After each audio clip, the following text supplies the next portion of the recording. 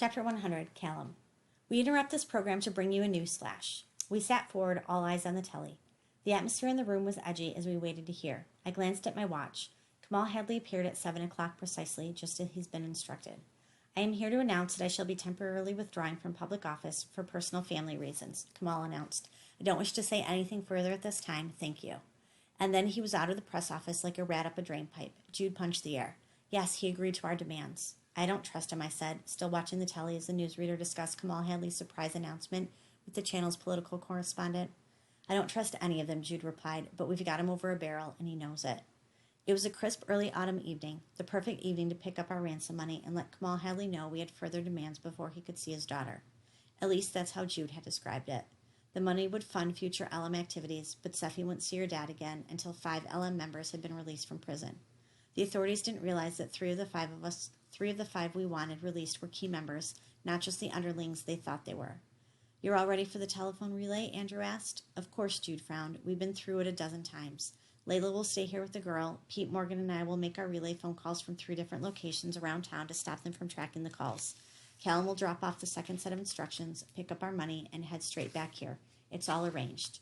And you'll be in the proper places at the right times? Andrew asked. Of course. Jude was getting annoyed now and not doing a very good job of hiding it. This is an amateur hour, you know. We know what we're doing. Good. But I think it'd be better if Layla makes the pickup, said Andrew.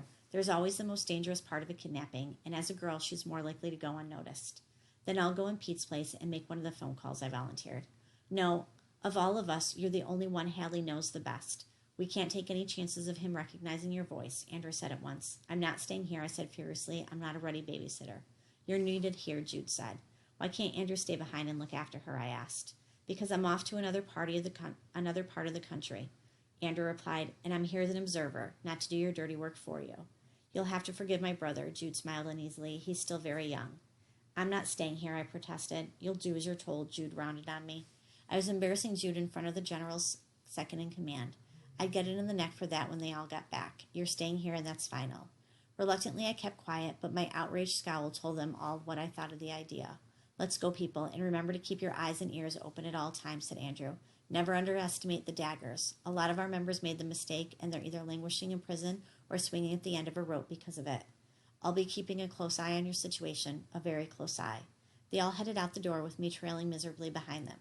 Andrew turned to me. If the police or anyone suspicious arrives, you shoot the girl first and ask questions afterwards. Got it? Got it. Good.